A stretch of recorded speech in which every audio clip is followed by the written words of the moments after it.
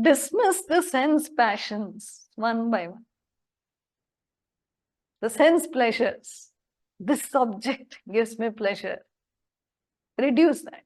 Reduce the intensity of that want. Means I can't. I have no control. I'm craving for this. Who is craving? Sit down. When the craving comes, sit down. Okay? Who is craving? What is craving from within me? I can't. I need to have a bit of that chocolate or that sugar or that ice cream. Okay. Sit down and check. Who is it that is craving? I've done this. So I am advising this based on my personal experience. Because sweet is interesting for most people, at least a piece of that chocolate or maybe a pastry or maybe ice cream or something. True for all of it. Some point, sit down and ask, why am I feeling this craving? Who is it that is feeling the craving? And don't I have enough control to defeat that craving? How strong am I? We can defeat the craving.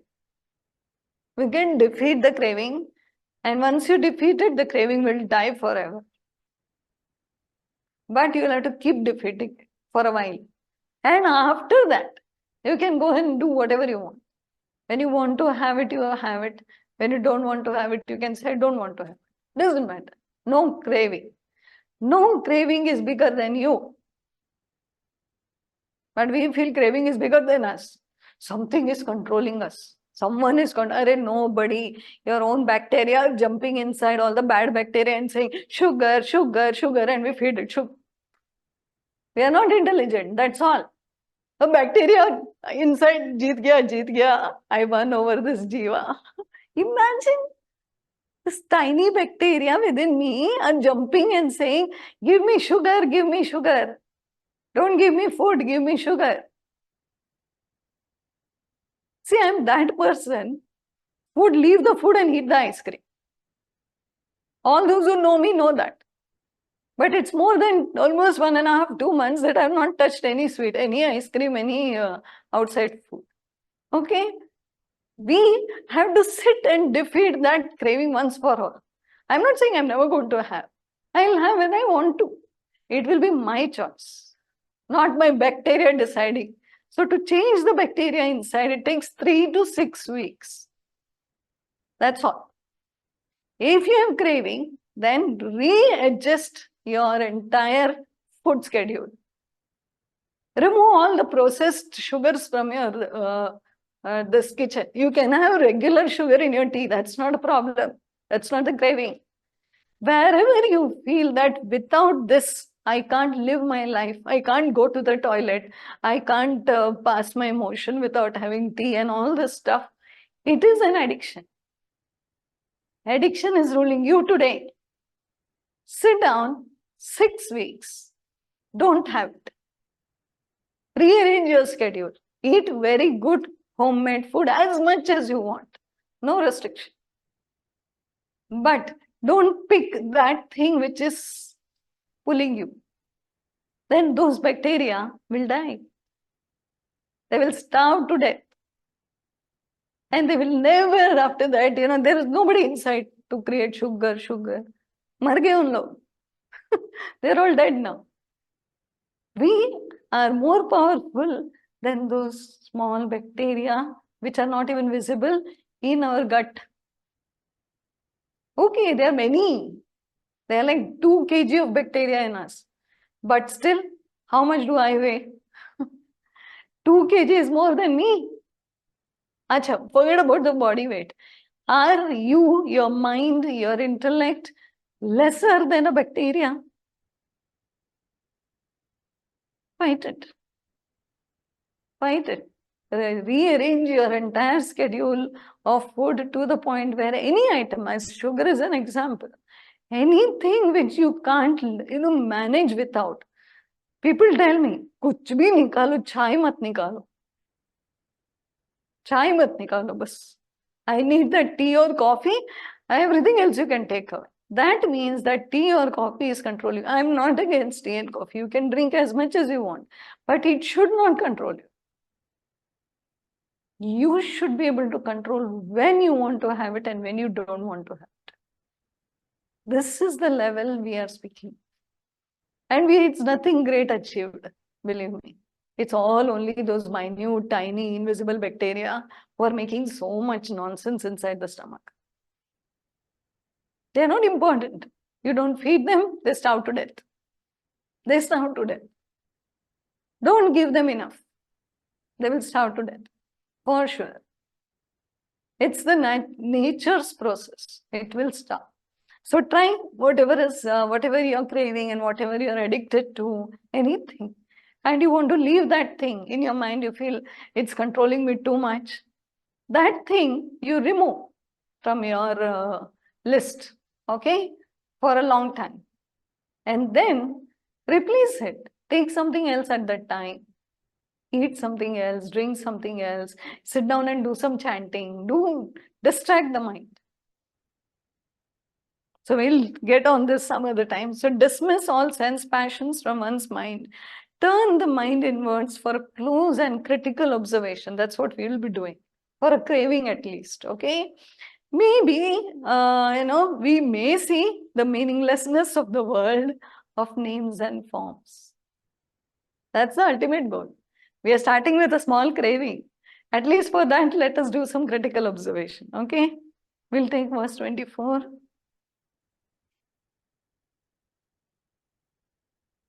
Tvayimani chanya traiko Vishnu Vyatham Gopyasi Maya Sahishnu Bhava Samachita Sarvatra Tvam Vanchasya Chiradyadi Vishnu Tvam. So in this, he says, in you, in me, everywhere there dwells only one reality. There is no other. Okay? The all-pervading reality of Vishnu. Tvai mai chanya traiko Vishnu. There is only Vishnu. Vyartham kupyasi mayasa Vishnu.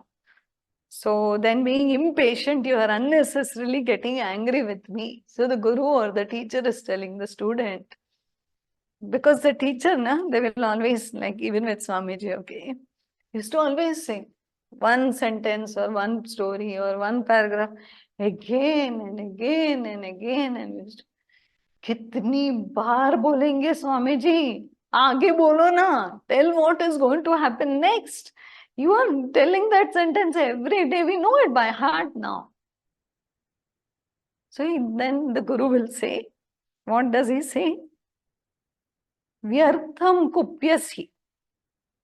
Simply you're getting angry. Okay? Maya sahishnu. Asahishnu means not able to bear, not able to have patience. You're simply vyartham getting angry with me. I am going to say this one sentence only. In you, in me, everywhere, there dwells only one reality, one Bhagavan. So then we'll tell the Guru, what is this? Every day same story you're telling. You tell me what is in that Upanishad. There is only one reality. Take another Upanishad, there is only one reality. Now the disciple is little impatient and unable to bear. Don't get angry. That is what the Guru is saying. Vyartham kupyasi. Simply don't get irritated and angry. Don't get impatient. This is the truth.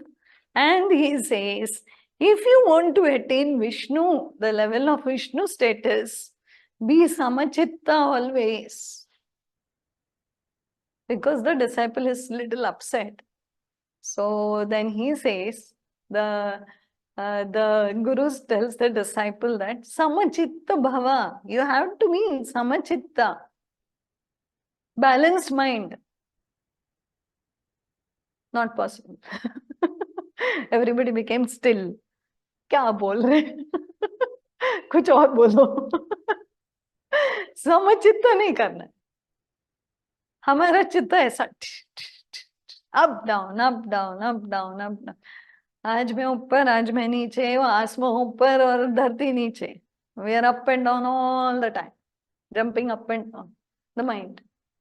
Okay, see, we have learned this, that there is only one pure consciousness and we are all the same, and but this has to arise from experience. Okay, knowing and experiencing are different.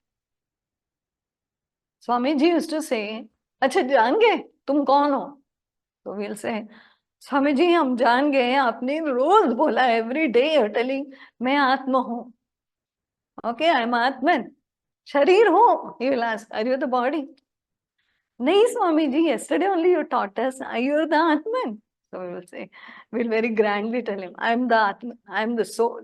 And Swami will say, अच्छा, you're the soul? Can you see me? Then we'll say, of course. Okay, can you see that building? Yes.